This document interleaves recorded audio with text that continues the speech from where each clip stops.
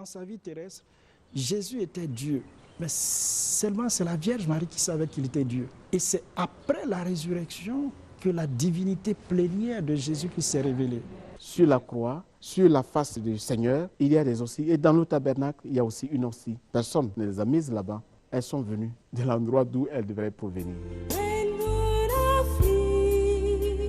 La Côte d'Ivoire est rentrée dans une nouvelle phase de son histoire.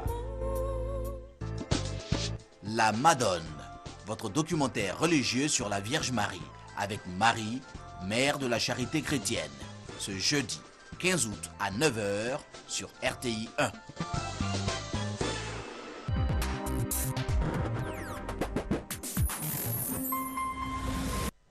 Toute l'Afrique se donne rendez-vous en Côte d'Ivoire et la Côte d'Ivoire est heureuse de recevoir l'Afrique. Du 20 au 31 août, Abidjan abrite le meilleur du basketball africain et la RTI vous propose des retransmissions en direct, des émissions spéciales comme le panier matinal ou encore Bonjour Abidjan. L'Afro-Basket 2013 à vivre intensément et passionnément sur toutes les antennes de la RTI.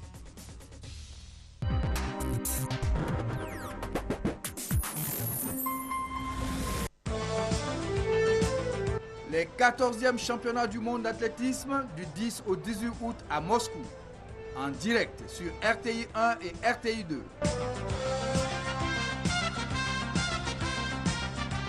Allez, avec beaucoup de facilité, avec beaucoup de facilité. Il n'y a rien à dire. 3 heures de duel par jour avec les dieux des stades. Usain Bolt, Justin Gatlin, Mohamed Aman, Muriel Aouré.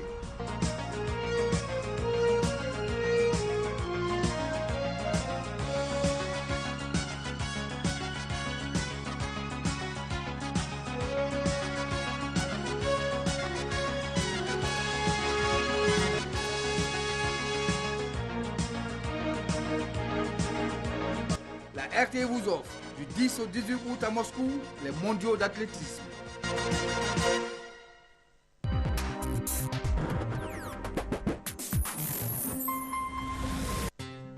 Vous avez besoin de financement pour réaliser vos projets? La Banque de l'Entrepreneur, votre nouveau programme télé, vous ouvre ses portes. La Banque de l'Entrepreneur finance vos projets jusqu'à 5 millions de francs CFA. Pour présenter votre projet à l'émission, c'est simple. Souscrivez plusieurs fois par SMS en envoyant e-projet au 98 089. Avec la Banque de l'Entrepreneur, nous faisons de vous des créateurs d'emplois en Côte d'Ivoire.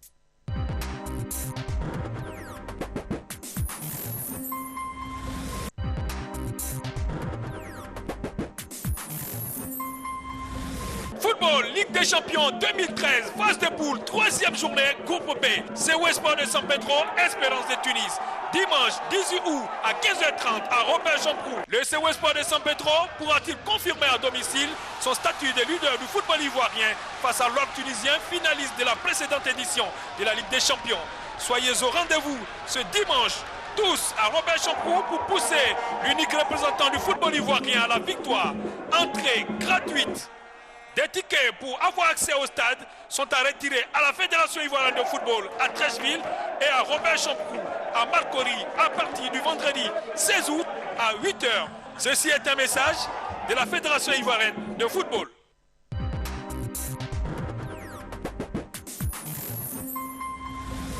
Paulina s'est mise à boire.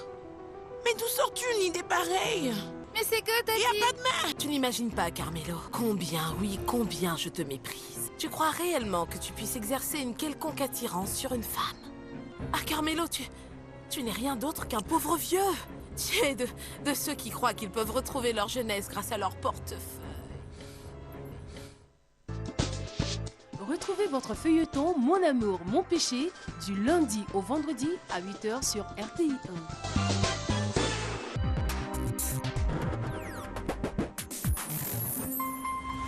Pardonnez-moi mon père parce que j'ai péché. Ça va faire 15 ans que je me suis pas confessé. Bah dis donc. Bah dit-on, c'est pas très catholique ça. Peu importe. En ce qui me concerne les péchés, je suis pas vraiment au courant de ceux qui sont encore sur la liste officielle. Je sais tout sur Monsieur Reno. C'était ton prof d'atelier en 5e. Tu as mis une punaise sur sa chaise. à ne manquer aucun épisode de votre série Psy, enquêteur malgré lui, du lundi au vendredi à 14h sur la chaîne qui rassemble.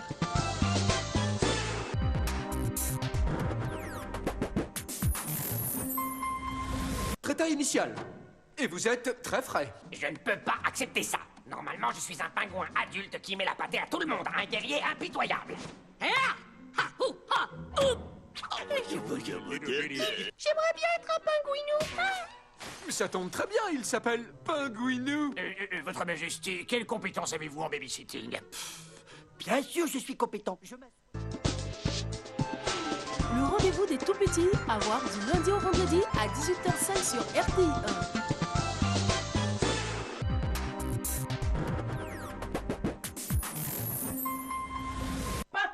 C'est qui alors? C'est pas toi. C'est qui? C'est Kouadjon qui t'a emmené dans la cour là. C'est lui qui a créé tout ça là. C'est moi ma cour qui est ton territoire. Moi que tu vois là, hein? Moi là, j'ai une seule femme et beaucoup de maîtresses. Ça veut dire quoi? C'est un français très clair, les gars. Si tu es allé à l'école là, ça là, tu vas comprendre. Go, Dieu te voit. Hey, Dieu te voit aussi les gars. Dieu te voit 10 000 fois. Ma famille. Votre série ivoirienne à voir du lundi au vendredi à 11h sur RTI 1.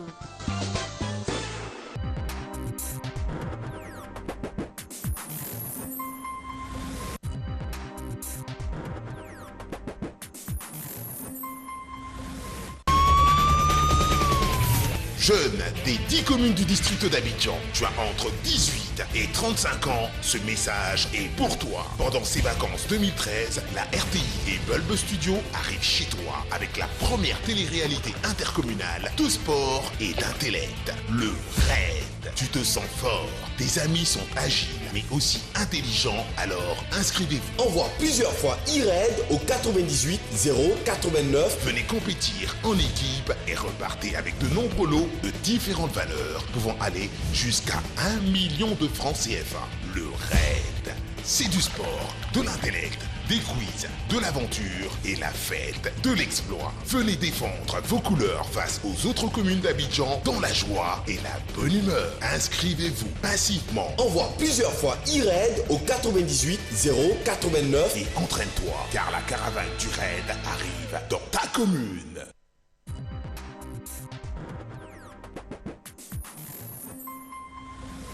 Dans sa vie terrestre, Jésus était Dieu. Mais seulement c'est la Vierge Marie qui savait qu'il était Dieu. Et c'est après la résurrection que la divinité plénière de Jésus qui s'est révélée. Sur la croix, sur la face du Seigneur, il y a des osties. Et dans le tabernacle, il y a aussi une ostie. Personne ne les a mises là-bas. Elles sont venues de l'endroit d'où elles devraient provenir. La Côte d'Ivoire est rentrée dans une nouvelle phase de son histoire. La Madone, votre documentaire religieux sur la Vierge Marie, avec Marie, mère de la charité chrétienne, ce jeudi 15 août à 9h sur RTI 1.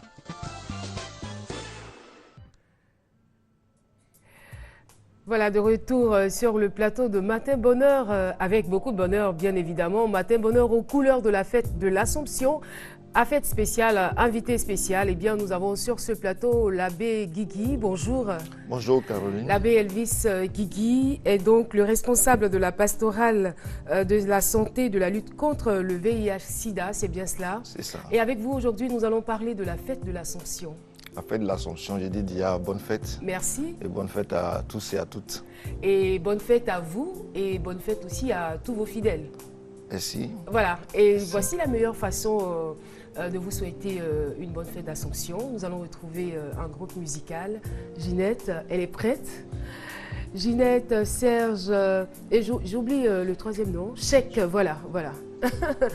C'est à vous de jouer.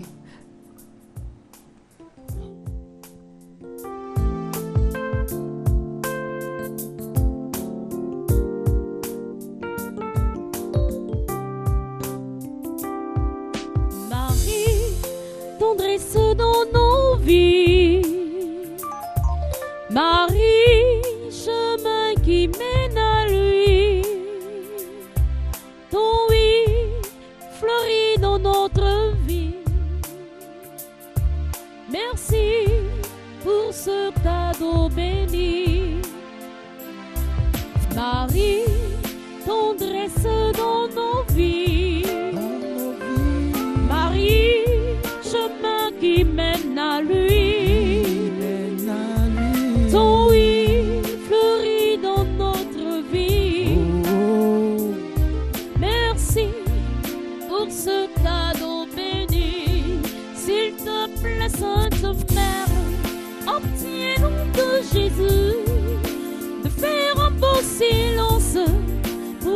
habiter chez lui. Marie, tendresse dans nos vies. Tendresse dans nos vies. Marie, chemin qui mène à lui. Oui, qui mène à lui. Oh oui, fleurit dans notre vie. Dans notre vie. Merci pour ce cadeau béni.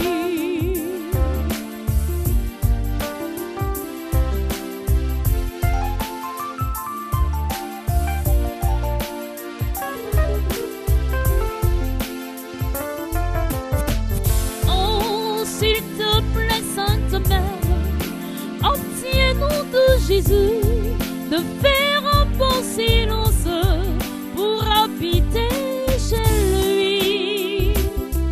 Marie, tendresse dans nos vies.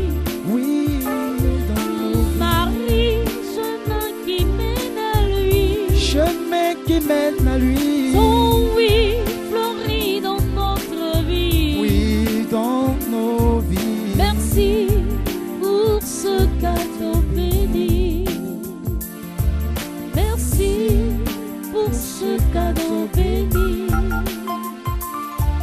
Merci pour ce cadeau béni.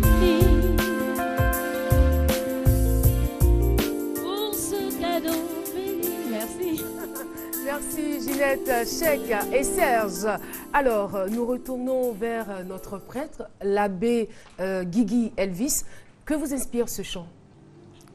Vraiment, ce chant, je l'ai apprécié et surtout, merci à Marie pour son oui, ce qu'elle a chanté. Merci à Marie pour son oui.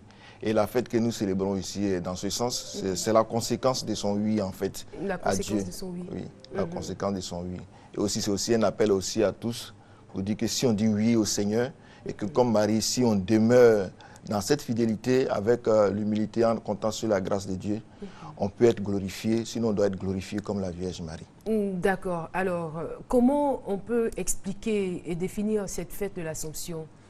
La fête de l'Assomption, il faut dire que c'est l'une des plus grandes solennités de la Vierge Marie, surtout bon, pour la période dans laquelle elle se situe, mais pour ce qu'elle signifie véritablement. D'abord, avant d'aller plus loin, il est important de signifier peut-être deux choses. D'abord, la fête de l'Assomption n'est pas, comme on dit, n'est pas scripturée, c'est-à-dire que ça n'est pas dans la Bible, ce n'est pas dans les textes bibliques.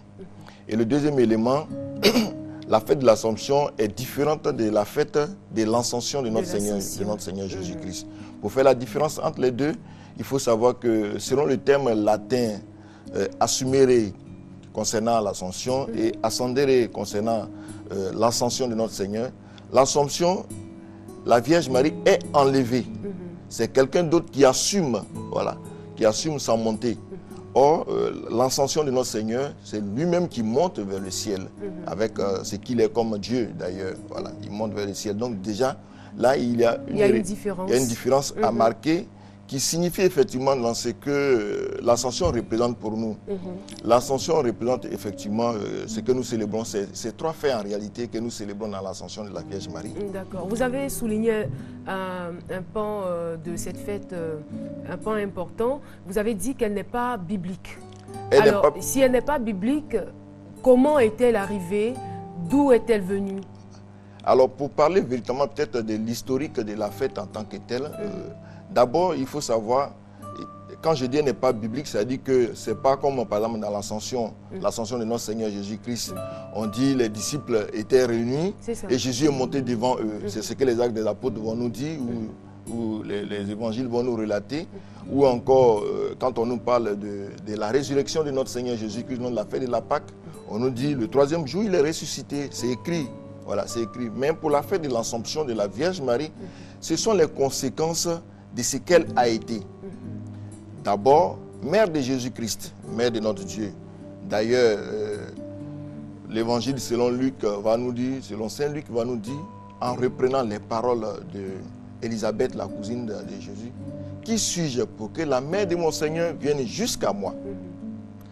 Donc, à partir de ce moment, depuis le concile d'Éphèse de 431, la Vierge Marie a été reconnue, déclarée comme la Théotokos, ça veut dire que la mère de Dieu. Voilà, la mère de Dieu. De ce fait, mère de Dieu, elle a un certain nombre de privilèges. Et puis l'autre réalité, c'est que quand on parcourt la Bible avec tout ce que la Vierge Marie, comme de la même manière qu'elle nous est présentée, et qu'on sait que dès son oui, comme tout à l'heure Ginette l'a chanté, dès son oui, jusqu'au pied de la croix et à la résurrection, et même dans le Cénacle, dans l'attente de l'Esprit Saint, on montre la fidélité de la Vierge Marie. Voilà, on montre la fidélité de la Vierge Marie et sa donation totale depuis son oui jusqu'à la résurrection, ou sinon sa collaboration, sa coopération dans le mystère du salut de notre humanité. Et de ce fait, elle est restée, je pourrais dire, ouverte, humble. D'ailleurs, elle le chantera dans son cantique. Voilà. L'humble servante du Seigneur, elle est restée humble.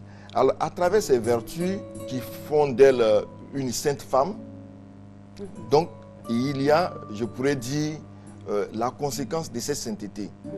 Le troisième élément... Est-ce que vous pensez qu'elle a mérité cette sainteté? Personne ne mérite devant Dieu. Jésus nous a tout mérité. Et quand on parle de mérite, par exemple, comme vous le dites là, la Vierge Marie, elle est l'Immaculée Conception. C'est-à-dire que déjà, même avant sa conception, Dieu l'a préparée. Parce qu'elle devait accueillir, voilà, elle devait accueillir son Fils, voilà, le Messie. Donc Dieu l'a préparée. De ce fait, ce qu'elle a fait, c'est une ouverture. Et c'est ce que le Seigneur nous demande tous.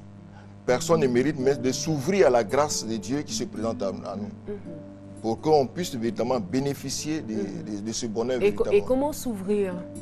S'ouvrir, ça va être docile à l'Esprit Saint, écouter la parole de Dieu et laisser la parole de Dieu nous transformer. Comme les pères de l'Église le disent, la Vierge Marie, avant de laisser le Fils de l'homme s'incarner en elle, elle a laissé d'abord la parole s'incarner en elle. Donc elle a écouté cette parole. Donc c'est cette parole qui lui a donné de bonnes dispositions. De bonnes dispositions, de bonnes dispositions.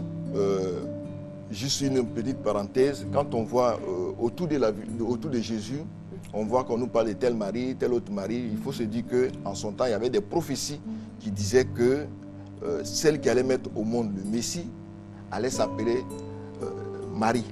Donc beaucoup de maris ont... J'imagine. Voilà. J'imagine comment les pères de famille voulaient appeler leur fille. Chacun donnait le nom de Marie. Et récemment, j'étais avec un confrère qui disait que d'ici 15-20 ans, quand on va rencontrer un jeune homme, on va lui demander, toi, tu es quel mari? Parce que la plupart des enfants qui naissent maintenant, ils ont des noms composés. Marie-Tan, Marie-Emmanuel, Marie-Grâce, Marie ceci. Donc à un moment donné, on sait qu'il y a un mari qui est avant, mais le reste, voilà. Donc c'est comme ça, les uns les autres vont se présenter. Bref, la Vierge Marie, elle a écouté cette parole comme la fille de Sion. Elle a attendu le Messie comme la fille de Sion, comme le peuple d'Israël. Et elle s'est laissée conduire par le Seigneur. Et c'est parce qu'elle a été ouverte parmi tant d'autres qu'elle a bénéficié de cette grâce. Et d'ailleurs, on ne peut pas dire véritablement qu'elle est méritée. Parce elle a été choisie. Elle a été choisie, voilà. Dans la prière. On peut dire Dieu choisit qui il veut. C'est cela. Voilà, Dieu choisit qui il veut. Donc, il y a ces conséquences-là de son choix, de sa maternité divine et de son ouverture toute sa vie à la volonté de Dieu en vivant selon ce qu'elle avait déjà commencé avant son oui et à son oui jusqu'à la fin de sa vie. Et puis il y a l'autre élément, un autre élément scripturaire. L'autre élément, c'est que il y a une promesse faite par Dieu en Genèse 3. Laquelle? Relativement à Ève. Quand Ève va désobéir au Seigneur à travers le refus véritablement, à travers le refus en mangeant le fruit défendu. Bref, le Seigneur, dans ce qu'il va dire comme malédiction, il y a une promesse dedans. C'est-à-dire que le serpent va te mordre le pied, mais toi tu l'écraseras. C'est-à-dire que un ou une de ta descendance, un de tes descendants écrasera la tête du serpent. La Ève qui a désobéi, il y a une autre Ève, comme on appelle la Vierge Marie désormais, la nouvelle Ève, qui va obéir. D'ailleurs, 1 Corinthiens 15 va faire ce rapport entre Jésus et Adam. Par Adam, la mort est venue, et par Jésus, la vie est venue. Voilà. Et donc, au devant de ces réalités-là, dans cette comparaison, en dessous, il y a Ève, l'ancienne, l'épouse d'Adam, et il y a la Vierge Marie dans son oui, dans son obéissance, qu'on chantera d'ailleurs dans l'Apocalypse. Voilà. Mais je veux dire, est-ce que ce parallèle-là est établi à juste titre? Oui. Comme vous le dites, Jésus, le nouvel Adam, est-ce pour autant dire de Marie la nouvelle Ève? Il y a beaucoup de choses. C'est-à-dire que c'est la lecture de la parole de Dieu, méditer, qui nous fait sortir un certain nombre d'éléments. Et ce sera aussi notre foi, en fait. Ce sera notre foi. C'est-à-dire qu'aujourd'hui, quand on lit la parole de Dieu, et qu'on fait des parallèles, et qu'on essaie de recouper un certain nombre de choses, ça nous donne une théologie qui sort de là. Et dans cette théologie qui sort de cette parole-là, nous donne d'avoir une autre manière de voir ou de concevoir le Seigneur. D'accord. Voilà. Alors, en même temps, la question que j'ai envie de vous poser, c'est de savoir si tout ce dont vous parlez justifie le fait qu'aujourd'hui, l'Église catholique manifeste une certaine dévotion vis-à-vis de la Vierge Marie. Oui. Est-ce que c'est quelque chose de normal? Oui. Et je pourrais dire même que ne pas le faire, c'est ça qui n'est pas normal. Parce que, je vais dire simplement, quand je discute au niveau de la catéchèse avec les jeunes, avec les enfants, je leur dis, imaginez-vous que Dieu est méchant. Imaginez-vous un Dieu méchant qui finit d'utiliser une personne et jette la personne à la poubelle. Comme par exemple, vous allez prendre, par exemple, un bonbon avec son emballage, vous finissez de sucer le bonbon, vous jetez l'emballage. Ça ne vous sert plus à rien.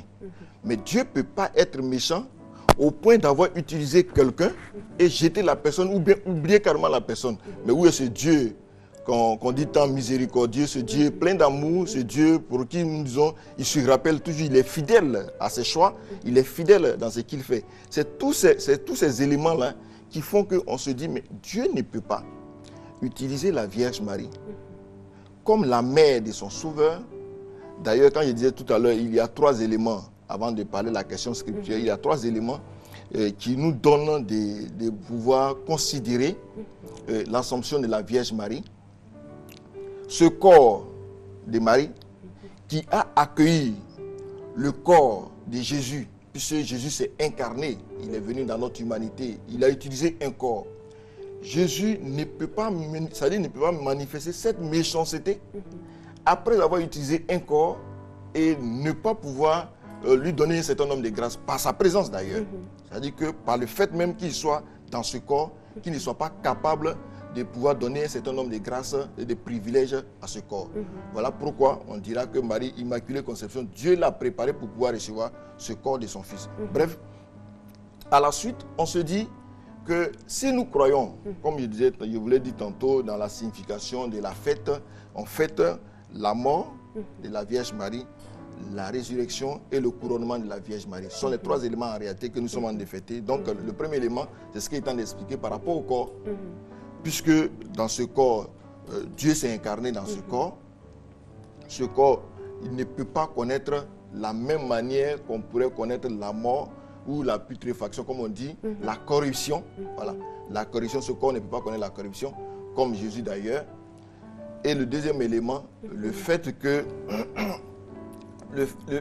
la Vierge Marie va peut-être, je pourrais dire, ressusciter, c'est ce que Jésus a connu. Là où il est passé, elle aussi va passer. C'est ce qu'on appelle le miracle de l'Assomption ou le miracle. Mais il y a quel texte qui le justifie? La résurrection de Marie, quel est le texte qui le justifie? C'est ce que je t'en ai dit, c'est-à-dire que c'est pas Est-ce qu'il faut faire absolument un lien par rapport à Jésus? C'est vrai qu'elle a été utilisée comme un canal, nous en sommes tous convaincus, mais est-ce que le canal doit absolument prendre la place ou se substituer en l'objet principal qu'est Jésus? Non, c'est-à-dire qu'il y a un seul médiateur entre Dieu et les hommes. Dieu, là, on est tous d'accord là-dessus. On est tous d'accord. Il y a Dieu le Père, Dieu le Fils, Dieu l'Esprit. La Vierge n'est pas une déesse. Voilà. La Vierge, mais si elle n'est pas une déesse, pourquoi toutes ces représentations physiques qui sont même interdites dans la Bible des représentations physiques qui se manifestent par des photos ou par des statues. On voit des personnes adorées, des personnes en pleine dévotion, des personnes qui vénèrent carrément, enfin je ne sais pas si ce sont les représentations qui sont vénérées ou si c'est l'image. Bon, je ne sais pas, peut-être que vous nous en direz davantage. Oui, à ce niveau, par exemple, ce qu'il faut savoir, pour ce qui est des représentations, il y a beaucoup d'éléments. Il y a beaucoup d'éléments à savoir. C'est-à-dire que si peut-être notre discours aujourd'hui était cadré dans ce sens, mais j'allais vous donner tous les éléments nécessaires, voilà, qui nous parlent de la révélation. Mais en bref, je vais dire quelque chose. C'est-à-dire, quand la lettre aux Hébreux nous dit, dans les temps anciens, Dieu a parlé à nos pères en des formes fragmentaires. En ces jours qui sont les derniers, il nous a parlé en son Fils Jésus-Christ, qui est l'effigie même de la gloire du Père, au-dessus des anges. Et quand Jean dit la même chose, c'est-à-dire que quand Jean dit la même chose relativement à Thomas qui va dire, mais montre-nous le Père, ou Philippe qui nous dit, montre-nous le Père. Mais qui m'a vu a vu le Père. C'est-à-dire que Jésus sera l'effigie de ce Dieu qu'on ne peut jamais représenter. Ce Dieu qu'on ne peut jamais représenter, c'est représenté à travers Jésus. D'ailleurs, dans son discours avec Nicodème, Jésus dira la même chose.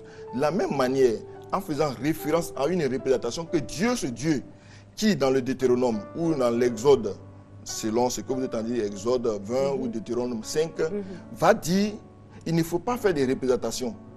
Parce qu'en réalité, c'est un contexte qu'il faut respecter.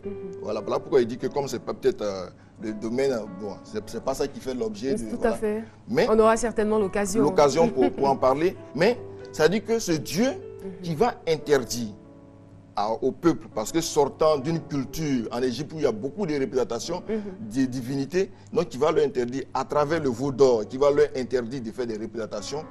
Bref, ce Dieu-là va leur dire, quand le serpent va les mordre dans le désert, qui seront de mourir et qui vont crier vers le Seigneur à travers Moïse, il va demander à Moïse, faire une représentation du serpent d'airain. Tous ceux qui vont contempler le poteau sur lequel se trouve le serpent d'airain seront sauvés de leur morsure des serpents. Vous voyez, ça c'est le nombre, le livre des nombres qui nous le dit. Mais vous voyez, si cela, ce Dieu le permet, on se dira, mais pourquoi? Qu'est-ce qu'il y a en dessous? Et Jésus va reprendre cet épisode en parlant par exemple de sa croix. Dans son discours avec Nicodème, Jean chapitre 3, va nous dire de la même manière que tous ceux qui ont contemplé le serpent d'airain ont été guéris des morsures du serpent. C'est de cette même manière le Fils de l'homme sera élevé entre ciel et terre. Tous ceux qui vont le contempler seront guéris de leurs péchés. Du coup, relativement aux représentations, le débat est plus ou moins clos. D'accord, d'accord. Alors, nous, à notre niveau, on ne va pas clore le débat, on vous retrouvera. Mais avant, voici un élément intitulé Sur les pas de Bernadette. C'est à Lourdes.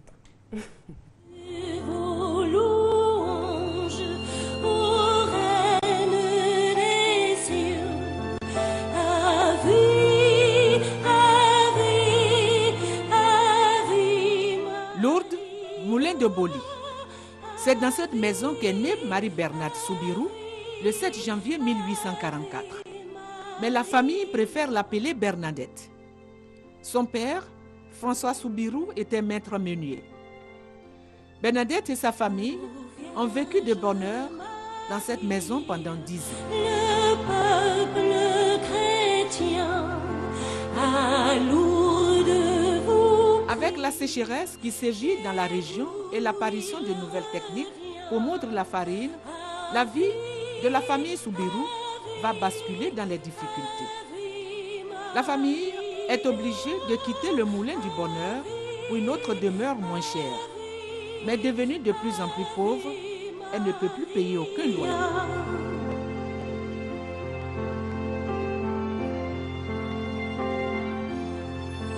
La grotte où l'on... La famille Soubirou s'installe alors dans une ancienne prison désaffectée appelée le Cachot.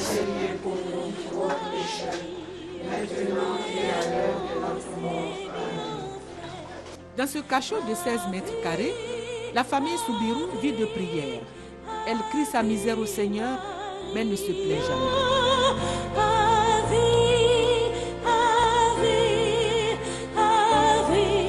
Pour réduire le nombre de bouches à nourrir, François Soubirous envoie sa fille Bernadette à Batrès, village situé à environ 15 km de Lourdes, chez son ancienne nourrice. Dans ce village, Bernadette était chargée de garder leurs moutons. La chambre de Bernadette, l'église où elle aimait aller prier, la prairie. Tous ces endroits sont visités chaque année par des milliers de pèlerins. Certains découvrent là le visage de Marie.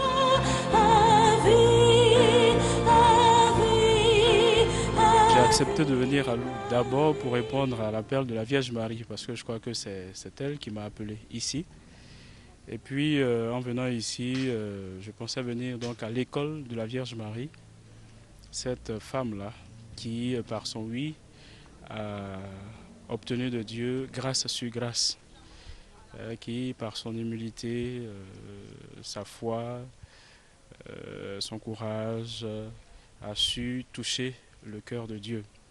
Donc je viens sur ces traces ici à Lourdes pour essayer de la voir avec quelque chose de nouveau, trouver ce qu'elle veut me communiquer ici de façon spéciale et puis voir en même temps celle qu'elle a choisie.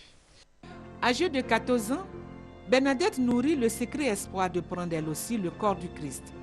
Mais elle ne sait ni lire ni écrire. Elle n'a pas encore fait le catéchisme. Elle retourne alors auprès de ses parents, au cachot. Le 21 février 1858, Bernadette, sa sœur Toinette et une cousine se rendent à la grotte de Massabielle pour chercher du bois de chauffe. C'est là que la Vierge apparaît à Bernadette. La première fois, elle se garde de bien révéler à ses parents ce qu'elle a vu. Mais les nouvelles vont vite. Prise au départ pour une petite menteuse, les choses changent quand la belle dame qui apparaît à Bernadette révèle qu'elle est l'Immaculée Conception. Alors, tout va aller vite. Tous les messages laissés à Bernadette pendant ses apparitions, 18 fois au total, seront respectés. Bâtir des chapelles, organiser des processions, aller boire à la source et s'y baigner. Ainsi, des chapelles sont bâties, des processions organisées et la petite localité qui ne comptait que 4000 habitants reçoit des milliers de pèlerins du monde entier en quête de grâce particulière, de mieux-être pour certains et pour d'autres, comme ces pèlerins ivoiriens, la paix et la réconciliation pour leur pays. Pour mon pays, en ce jour, je demande à la Vierge Marie de prier pour notre pays et que Jésus nous donne la paix, que Dieu vraiment veille sur notre pays pour que la paix vraiment soit effective et que cette réconciliation que nous prenons soit vécue. Nous sommes déplacés pour venir ici, ce n'est pas pour nous-mêmes, c'est pour les Ivoiriens. Comment chacun à son niveau prend des dispositions pour aller rencontrer son frère. La réconciliation en Côte d'Ivoire, le pardon devient de plus en plus un discours, mais qui ne se concrétise pas dans les actes. Alors ceux qui viennent, ils sont comme des apôtres de la paix, qui viennent voir comment se vit la paix autrement. Alors nous qui sommes venus ici, qui avons eu la grâce de côtoyer Bernadette, avons eu le bonheur de vivre dans ces lieux, de connaître ce que c'est que l'universalité de l'Église, qui est empreinte de paix, puisque l'Église elle-même experte en humanité, je crois qu'on doit retourner pour communiquer cette paix à nos frères. C'est ça le sens de la vraie réconciliation. Communiquer dans notre façon de vivre, dans notre façon d'être, notre façon de faire, de paraître aussi. Les pèlerins à Lourdes sont de toutes conditions sociales, de toutes races. Parmi eux, certains qui effectuent le pèlerinage depuis très très longtemps. Presque tous les ans, on vient à Lourdes. Cette année, c'est le 28e année. Parce que c'est nous, on est croyants d'abord. Et donc, c'est comme notre parent, il disait, voilà, le Dieu, c'est Jésus, le Père est Jésus et tout. Donc, depuis qu'on l'avait appris par les parents, donc on a pris l'habitude et puis on vivait tous les ans, et puis on prie pour nous, pour la famille, pour tout le monde, tout ce qui ne peut pas venir et tout le monde qui vient et tout. On prie pour tout le monde. Ouais, une vingtaine de fois. Qu'est-ce que vous recherchez comme ça en venant plusieurs fois comme ça à Lourdes?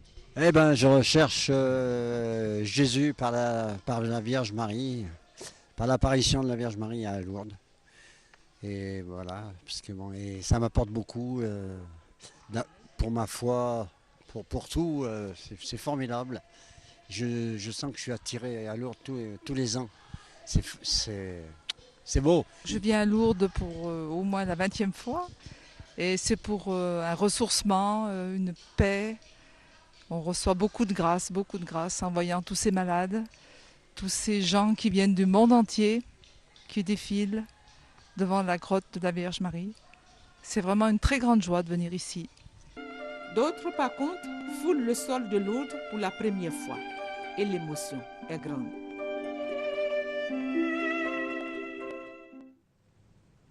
Voilà, de retour sur le plateau de Matin Bonheur, sur les pas de Bernadette, nous permet maintenant de recevoir nos invités. Bonjour à vous, Monsieur Kwame Victor, bonjour. Bonjour, madame. Et mademoiselle Korotoumou. Bonjour. Bonjour. Vous me rappelez le nom, s'il vous plaît? C'est Fané Korotoumou. Fané Korotoumou. Oui. Voilà. Alors, Monsieur Kwame Victor, vous êtes secrétaire général de l'ONG Bédassi. Tout à fait. On aimerait savoir ce que c'est que Bédassi. Bon, Bédassi, c'est le bien-être des albinos de Côte d'Ivoire. D'accord, le bien-être des albinos de Côte d'Ivoire. Vous êtes sur ce plateau pour nous parler d'une tournée nationale de sensibilisation et de projection de films sur l'albinisme. C'est bien cela. Oui. Avant d'entrer dans le vif du sujet, je souhaiterais vous poser une question, de savoir comment vous, en tant qu'albinos, vous vous sentez dans votre peau? Bon, moi, en tant qu'albinos, je me sens à l'aise dans ma peau. Je me sens à l'aise. Je vis comme les autres. Bon, les ignorants, je les néglige et je vis comme toute autre personne. Là, il est direct, là. Je vis comme les autres, les ignorants, je les néglige. Si on vous ignore, vous ignorez. Si on vous néglige, vous négligez. C'est comme ça. Œil pour œil, dent pour dent. Et vous, c'est pareil pour vous? Bon, oui, parce que... Bon, je ne peux pas dire que l'environnement dans lequel j'ai grandi, c'était un environnement qui favorisait le complexe. Du coup, je n'ai pas personnellement ressenti ce complexe-là. Donc, je vis normalement, je me sens normal. Voilà. Puis bon, comme il l'a dit, on ne peut pas prendre en compte quelqu'un qui nous ignore. Ne nous prête pas d'attention. Voilà, on ne prête pas d'attention. On vit tranquille, quoi. Mais je veux dire que si vous décidez d'organiser cette campagne de sensibilisation, c'est certainement parce que vous avez essuyé certaines frustrations au quotidien ou peut-être pour certains témoignages que vous avez reçus de d'autres albinos. C'est quoi le vécu? Bon, tout récemment, à Toumoudi, il y a une dame qui a accouché et des jumeaux albinos. Et comme le père a pris la fuite, elle aussi, elle voulait abandonner les enfants. Et dans le cadre de cette tournée de sensibilisation, le représentant de l'ONG à Toumoudi a été interpellé par les parents de la femme.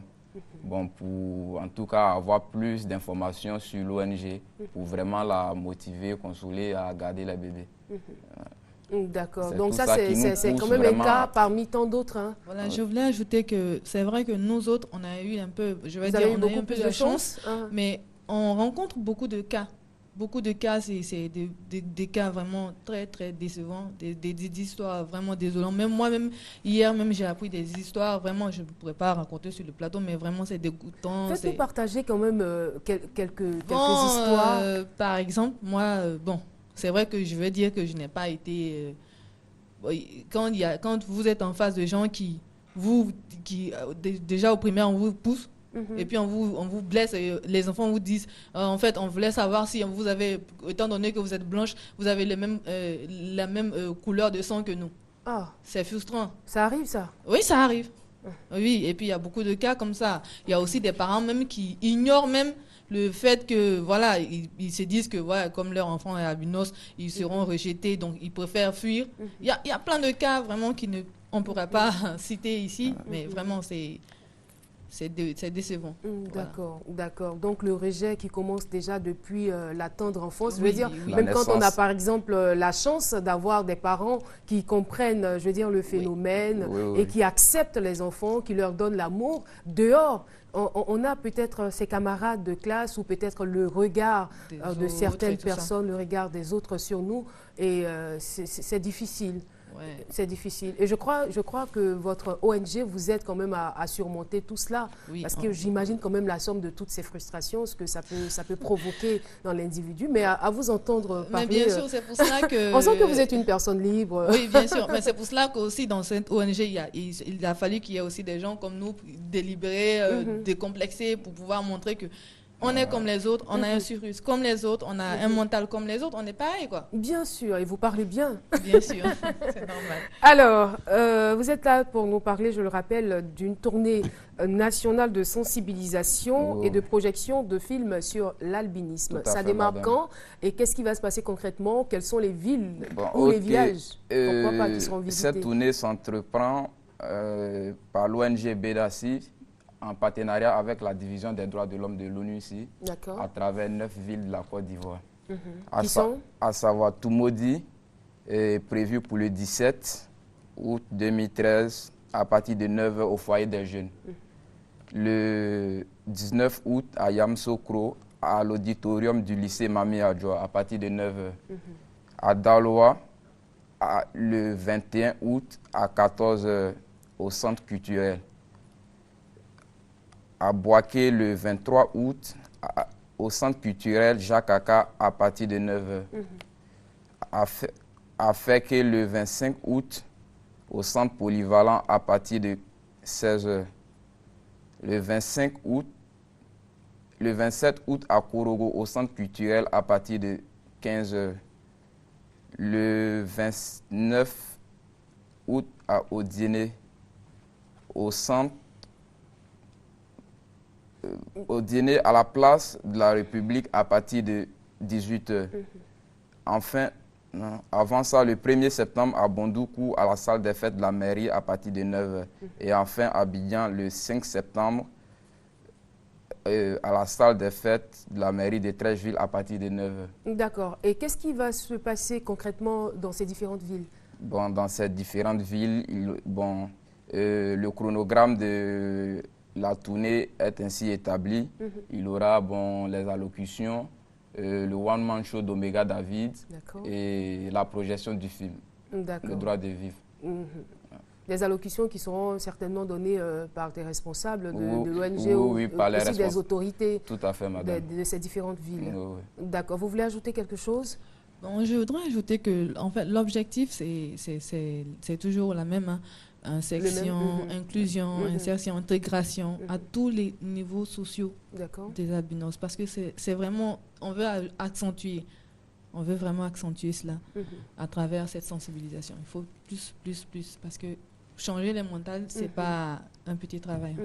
Voilà, c'est ce que je voudrais ajouter. On espère, et puis on vous accompagne. Récemment, on a vu des films sur l'albinisme à la télé, sur RTI1, des films qui ont été projetés. Donc, de plus en plus, je pense que les personnes sont décomplexées. Certainement que c'est par manque d'information, parce qu'on sent que les personnes sont différentes. Donc, voilà.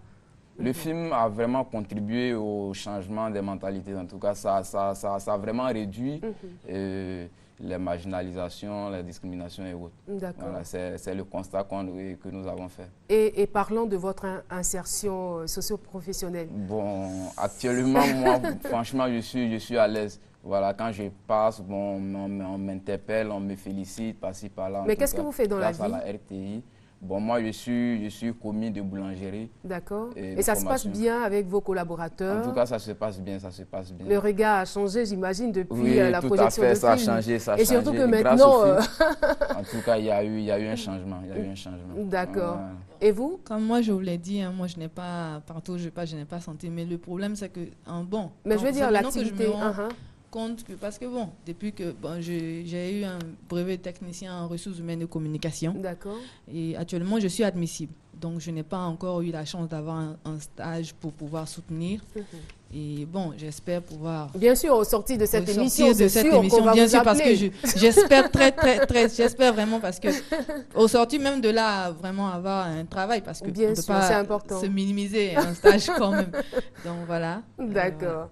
En tout cas... Permettez que je profite de cette Lucane vraiment pour remercier les Nations Unies qui ont vraiment adopté une résolution en faveur des personnes albinos. C'est laquelle? C'est la résolution vraiment qui oblige, qui va pousser vraiment les États à se pencher sur la situation des albinos partout dans le monde entier. Et particulièrement la division des droits de l'homme de l'ONU qui nous a choisi vraiment comme un partenaire et qui nous appuie au quotidien. D'accord. Merci. Et on remercie aussi à la RTI. Oui, bien sûr. On remercie à la RTI. C'est la RTI vraiment qui est toujours à notre écoute et à chaque instant. Merci beaucoup et merci à tout votre et à vous aussi. Merci. Ah, je vous en prie. Mais je vous dis pas, je vous dis pas avant, heureusement que avec l'âge, mais toute petite, je vous le dis, je vous fais la confidence, j'avais peur. J'en avais peur. Mais en grandissant, mais c'est normal. Ne vous inquiétez pas parce que j'avais même peur des blancs, franchement. J'avais même peur de tout ce qui était différent. Voilà. En tout cas, merci à vous d'être venu. Comment on vous joint? Vous avez des contacts? Oui, nous avons le 21, 24, 28, 34 et le 45, 76, 74, 09. Vous le reprenez, s'il vous plaît? Le 21, 24, 28, 34. Le 45, 76, 74, 09. Le 07, 67, 43, 26. Nous demandons vraiment à la population de toutes ces villes-là de sortir massivement afin que le message soit vraiment véhiculé. D'accord. En tout cas... Nous leur demandons aussi de nous réserver un accueil vraiment chaleureux. C'est sûr que ça sera fait. Merci beaucoup. Merci à vous d'être venus. De nous accorder ce plateau, nous permet de nous exprimer. Merci à la direction de la RTI. Voilà. Merci encore à vous et nous souhaitons de passer une excellente journée. À vous de même. Merci, à vous pareil. On se retrouvera juste après la pub.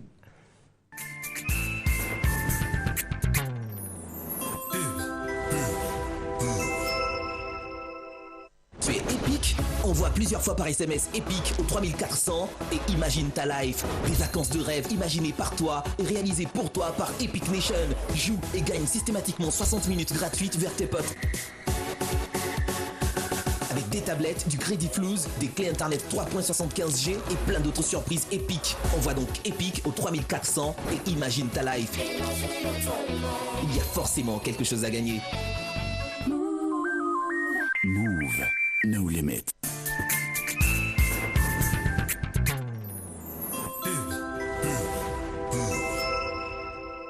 Dans sa vie terrestre, Jésus était Dieu. Mais seulement c'est la Vierge Marie qui savait qu'il était Dieu. Et c'est après la résurrection que la divinité plénière de Jésus qui s'est révélée. Sur la croix, sur la face du Seigneur, il y a des osties. Et dans le tabernacle, il y a aussi une ostie. Personne ne les a mises là-bas. Elles sont venues de l'endroit d'où elles devraient provenir. La Côte d'Ivoire est rentrée dans une nouvelle phase de son histoire. La Madone, votre documentaire religieux sur la Vierge Marie, avec Marie, mère de la charité chrétienne, ce jeudi 15 août à 9h sur RTI 1. Voilà, de retour sur le plateau de Matin Bonheur. Nous sommes toujours en compagnie du prêtre, de l'abbé Elvis Guigui. Et je le rappelle, il est responsable de la pastorale de la santé, de la lutte contre le VIH-Sida. Avec lui, nous parlons de la fête de l'Assomption. Et bien sûr, nous en étions aux représentations mariales. On va maintenant parler d'un autre aspect. En plus des représentations, on a aussi comment on appelle ça, des incarnations? Les apparitions. Des apparitions, justement. On parle de plus en plus d'apparitions, beaucoup d'apparitions. On se demande, mais pourquoi toutes ces apparitions? Beaucoup d'apparitions, effectivement, de la Vierge Marie, depuis, je pourrais dire, le début de notre ère. Voilà, depuis l'ère chrétienne, il y a beaucoup d'apparitions de la Vierge Marie. D'abord, ces apparitions, c'était d'abord des songes, c'était des rêves. Et depuis la moitié du 19e siècle, c'est de plus en plus des apparitions de la Vierge Marie en personne. Des apparitions physiques? Physiques, de la Vierge Marie en personne, accompagnée quelquefois, ou même par ailleurs, si ce n'est pas elle qui apparaît, mais ce sont des manifestations à effet, comme on dit, paranormaux, voilà, qui se manifestent avec les interprétations ou des messages que la Vierge Marie va délivrer à ces personnes ou va inspirer à ces personnes. Et justement, au niveau des apparitions physiques, je souhaiterais quand même en savoir davantage. Comment ça se manifeste? À quel moment? Tout à l'heure, nous avons vu dans les pas de Sainte Bernadette, et donc les apparitions à Sainte Bernadette, pendant une année, je veux dire, elle a eu 18 apparitions voilà, à la grotte de Massabielle, où à chaque fois, c'est vrai que les débuts, elle voit une dame, quelqu'un qui apparaît là, qui est suspendu et qui lui parle dans la grotte. Au début, elle ne parlait pas. Elle lui a dit, mais si tu ne parles pas, il faut que tu dises un mot. Donc, elle a commencé à parler au fur et à mesure. Voilà. Je veux dire, la plupart des apparitions, quand la Vierge apparaît, le plus souvent, c'est accompagné d'un message. Et justement, la plupart du temps, c'est quel genre de message? Le message, souvent qu'elle donne, le contenu de son message, d'abord, ce n'est pas différent de l'Évangile. Comme on le dit, elle ne peut pas dire autre chose que Jésus a dit. Mais elle vient, dans ses apparitions, dans ses messages, expliciter, interpréter ce message de l'Évangile. Et donc, le plus souvent, ce qu'elle donne dans ses messages, c'est la conversion, c'est la foi, c'est la prière, c'est le jeûne, c'est la réconciliation, c'est la paix, c'est l'unité. Et ce sont ces thèmes-là le plus souvent qu'elle aborde en fonction des réalités du milieu dans lequel elle apparaît. Voilà. Est-ce que toutes ces apparitions, je veux dire, aussi nombreuses soient-elles, sont toutes crédibles? Non. Je vais peut-être à ce niveau, peut-être décevoir beaucoup de fidèles. C'est que depuis, je pourrais dire, depuis les premières apparitions, mais les manifestations de la Vierge Marie jusqu'à ce jour, des experts ont dénombré près de 21 000. Voilà.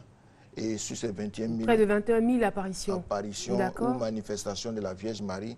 Et parmi ces manifestations, quand on prend juste le XXe siècle, il y a plus de 400 apparitions. Voilà. Après la Deuxième Guerre mondiale, il y en a environ 200.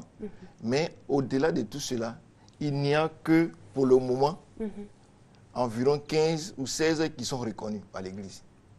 Parmi ces 21 000, franchement, on la balance. Parce qu'effectivement, l'Église, elle ne peut pas, c'est-à-dire qu'il y a d'autres apparitions qui sont à l'étude, mais je dis d'autres aussi ont été condamnées. Voilà, mais par quel moyen on arrive quand même à authentifier une apparition? Pour authentifier une apparition, il y a 4 éléments qu'on regarde le plus souvent. D'abord, c'est le message. Donc, il faut que le message soit cohérent avec le message de l'Évangile, avec la Bible. Voilà. Il faut que ce soit un message qui va dans le sens de la Bible. Voilà. Il faut que les apparitions et le message, ce qui est donné dedans, soient en communion avec la doctrine de l'Église. Donc, en communion avec l'Église.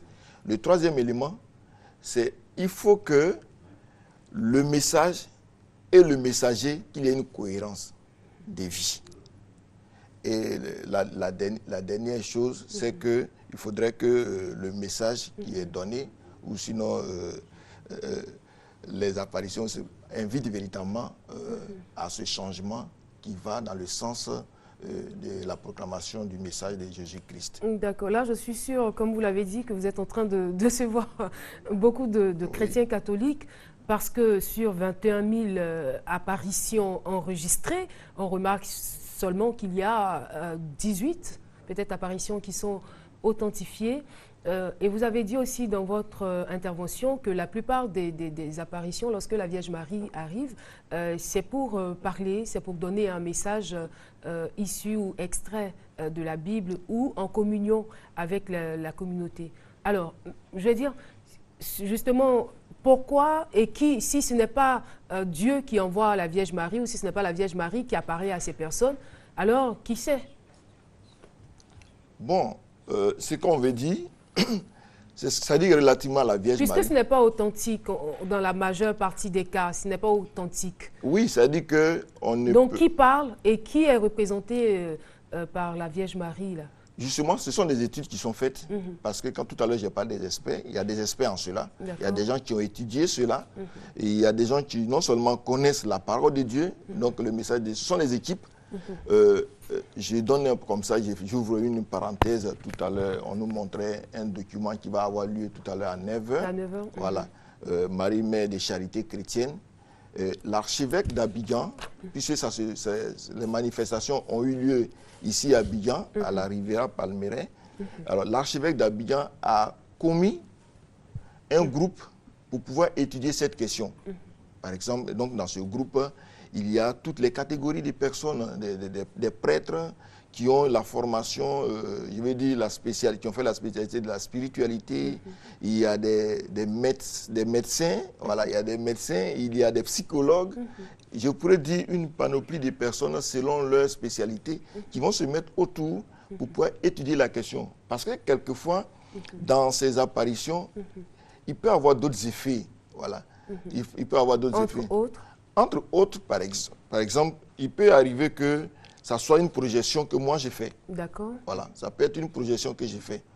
Sinon, quand c'est authentifié, on sait que c'est Dieu qui a bien voulu. Donc, c'est une grâce particulière que Dieu accorde. Quand on parle, par exemple, des apparitions de Kibéo au Rwanda, à ces jeunes, mais le message qu'ils ont donné, puisque le message n'a pas été suivi, on a vu ce qui s'est passé au Rwanda. Voilà. Donc, il y a les messages que le Seigneur donne par rapport à ce qui peut arriver, ou pouvoir, par exemple, à Yougoslavie. Mais c'est vrai que là, à Medjugorje, actuellement, ça y est à l'étude, ce n'est pas encore authentifié, mais ça va mettre le temps que ça va mettre. D'accord. Voilà. Alors, on vous retrouvera dans quelques instants. Juste le temps pour nous d'échanger avec nos nouveaux invités qui se sont installés. Monsieur Lobognon, bonjour. Bonjour, madame. Madame, mademoiselle Ava Diaz. Ava Diaz, bonjour. Ah Bonjour. d'accord, le nom, je connais bien. Voilà. Alors, vous êtes là pour nous parler de Pupcell Events. Pupcell Events, je crois, c'est la structure qui organise l'événement. Tout à fait. D'accord. Et l'événement, c'est la célébration des détenteurs de téléphones portables de San Pedro. Tout à fait. Il y aura beaucoup de personnes, j'imagine. C'est nous écoutons. En tout cas. Voilà, donc nous sommes sur ce plateau pour vous parler de Pupcell Events. Nous avons promis à la population de San Pedro que nous y serons pour célébrer tous les détenteurs de téléphones portables parce que c'est nos membres. Et donc, à cette occasion, nous avons Ava Diaz ici présente pour leur dire la véracité de nos propos, qu'elle sera présente. Ava Diaz, si tu veux dire. C'est Ava Diaz ou C'est Ava Diaz.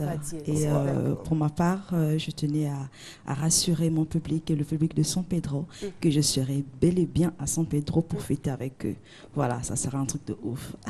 Un truc de ouf, j'aime bien l'expression. D'accord. Alors, qu'est-ce que vous attendez de la population de San Pedro? Ben, on leur demande d'être nombreux à la salle Rotary à partir de 19h et surtout d'être connectés. Ils savent ce que ça veut dire. Être connecté chez nous, c'est dire avoir sa carte. Avoir sa carte? Oui. Laquelle des cartes? La carte Pupcell. Ah, d'accord. Oui, et c'est la carte Pupcell qui font de nos membres. D'accord. Voilà. Donc ils appartiennent à d'autres réseaux? Non, la Pupcell, ce n'est pas une marque de téléphonie mobile. Ah, non. d'accord. Non. Mais expliquez-nous, parce que nous, on comprend rien. Pupcell, c'est un réseau social. Ok. Voilà, donc nous, notre cœur de métier, c'est de réunir tous les détenteurs de téléphones portables, quel que soit leur réseau. Ok. Et leur permettre d'avoir plusieurs services à leur disposition. Et chaque membre a une carte? C'est-à-dire que si... Et cette carte, c'est la carte d'abonnement, la carte d'accès, la carte d'entrée. D'accord. Voilà. D'accord, j'essaie de comprendre. Voilà. Et comment je fais pour m'inscrire? Vous avez la carte, vous achetez la carte, c'est tout. Où? Enfin, d'accord. Mais sur le site internet aussi, donc Justement, donc donnez le site. www.pupcell.net. Voilà. D'accord.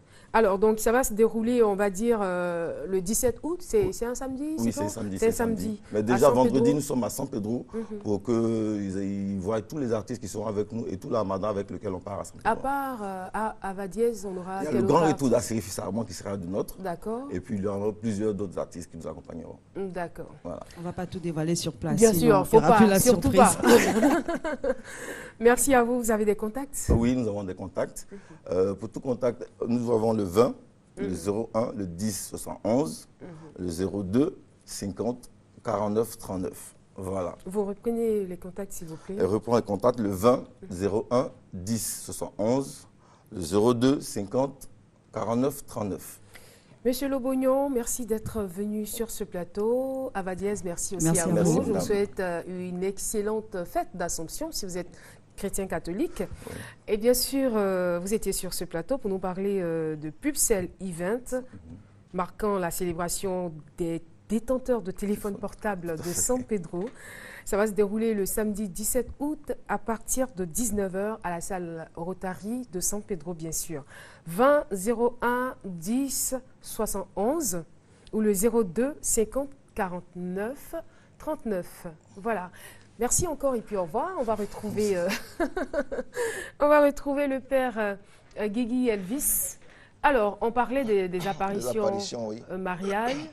Elles ne sont pas toutes, pour la majeure partie des cas, authentifiées. Et justement, je veux vous demander quelque chose. Lorsque, par exemple, une de vos fidèles vient vous dire avec empressement « Ah, père ou l'abbé, vous savez, j'étais en train de prier, j'étais concentré, j'étais devant la grotte et j'ai vu la Vierge Marie en personne qui m'a parlé, qui m'a délivré un message par rapport à l'Église, qui m'a dit de m'accrocher au Seigneur, qui m'a dit ceci. » Qu'est-ce que vous lui dites?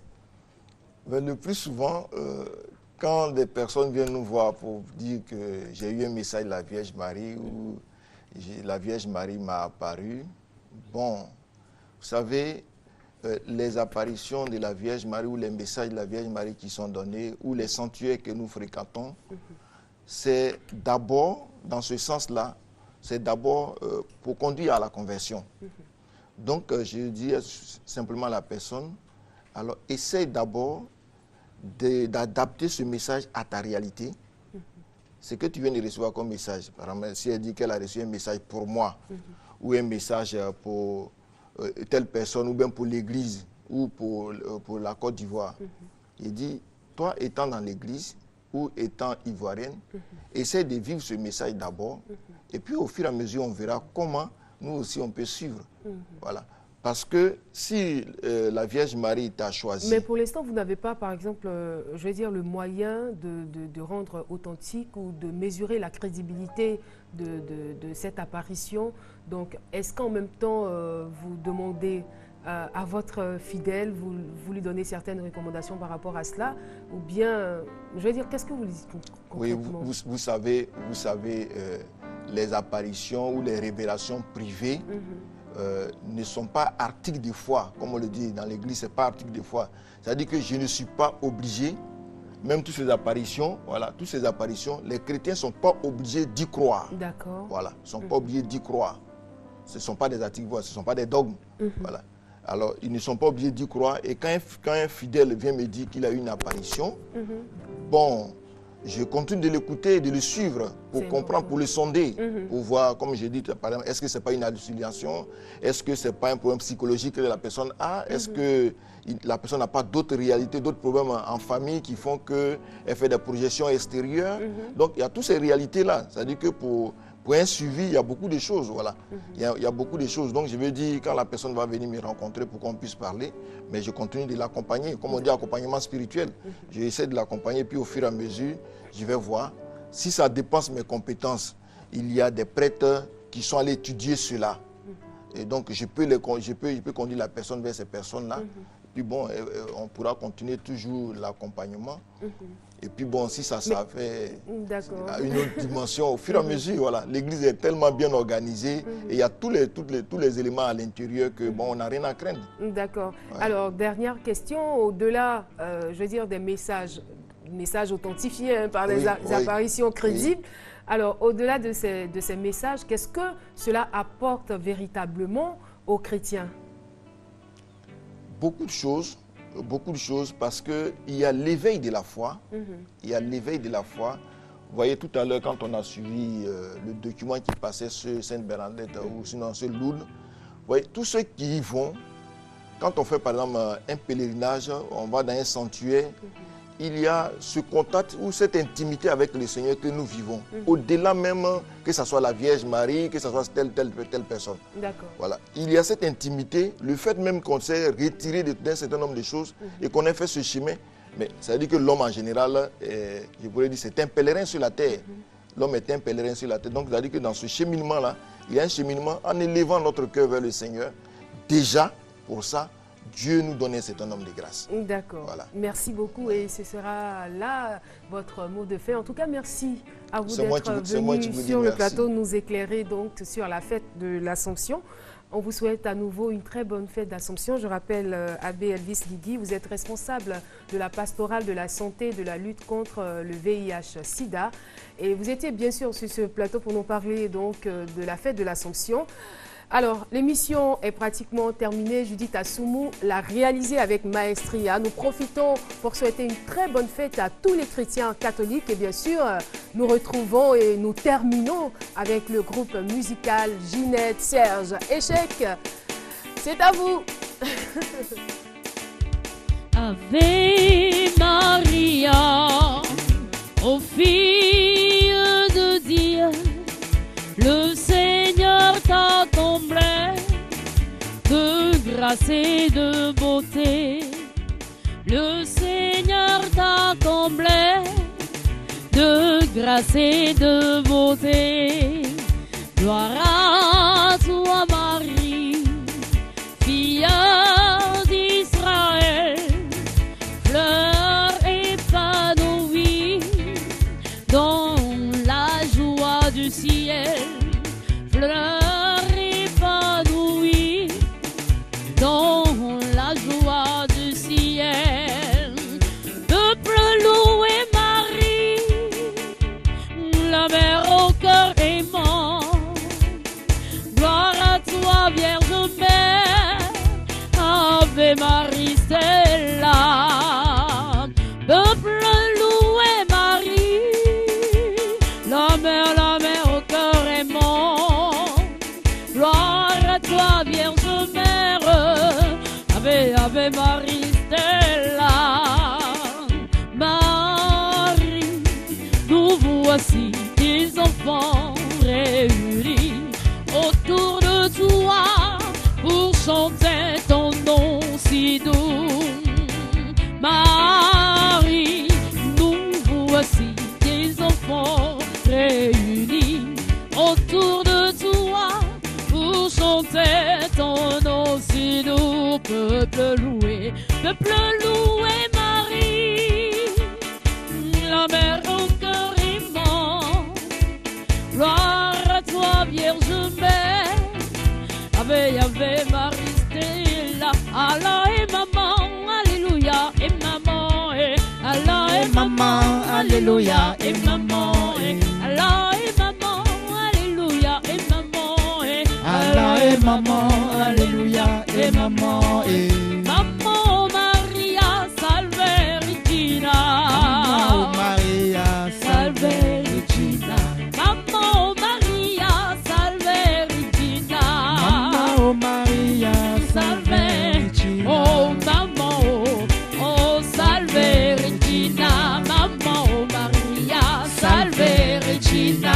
Maman Maria, salve Regina. Loué, loué, loué, loué, loué, loué, loué, loué, loué, loué, loué, loué, loué. Allah et maman, alléluia et maman, Allah et maman, alléluia et maman, Allah et maman, alléluia et maman, Allah et maman, alléluia et maman, Allah et maman, alléluia et maman, Allah et maman, alléluia et maman.